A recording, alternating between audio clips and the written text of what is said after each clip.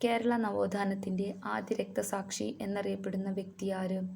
ആറാട്ടുപുഴ വേലായുധ പണിക്കർ.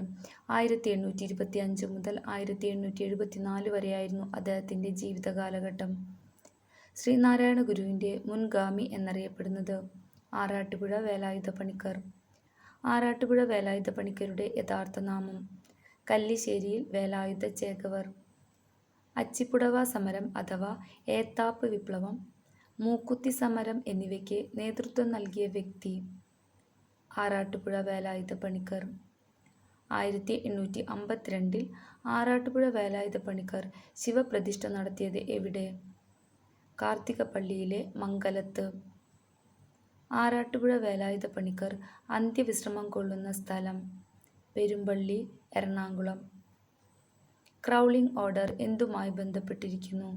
ജാലിയൻവാലാബാഗ് കൂട്ടക്കൊല. Crawling act എന്നറിയപ്പെട്ടത് Rowlatt act. Amritsar കൂട്ടക്കൊല എന്നറിയപ്പെട്ടത് ജാലിയൻവാലാബാഗ് കൂട്ടക്കൊല. 1919 ജാലിയൻവാലാബാഗ് ദുരന്തം നടന്നപ്പോൾ വൈസ്രോയി ആരായിരുന്നു?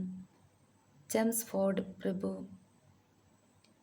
ജാലിയൻവാലാബാഗ് കൂട്ടക്കൊലയെ തുടർന്ന് കൈസർ-ഇ-ഹിന്ദ് ബഹുമതി ഉപേക്ഷിച്ചവർ ആരെല്ലാം? ഗാന്ധിജി, സരോജിനി നായിഡു. 5 നദികളുടെ നാട് എന്നർത്ഥം വരുന്ന പേരുള്ള സംസ്ഥാനം ഏത്? പഞ്ചാബ്. ഇന്ത്യയിൽ രാഷ്ട്രപതി ഭരണം ഏർപ്പെടുത്തിയ ആദ്യ സംസ്ഥാനം പഞ്ചാബ്.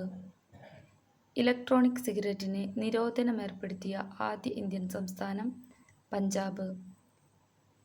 ജയിൽ ശിക്ഷ അനുഭവിക്കുന്നവർക്ക് നിർബന്ധിത വിദ്യാഭ്യാസം ഏർപ്പെടുത്തിയ ആദ്യ സംസ്ഥാനം പഞ്ചാബ്.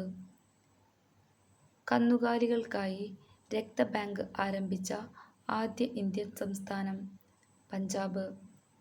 ഇന്ത്യയുടെ അപ്പക്കൂട, ഇന്ത്യയുടെ ധാന്യക്കലവറ എന്നെല്ലാം അറിയപ്പെടുന്ന ഇന്ത്യൻ സംസ്ഥാനം പഞ്ചാബ്.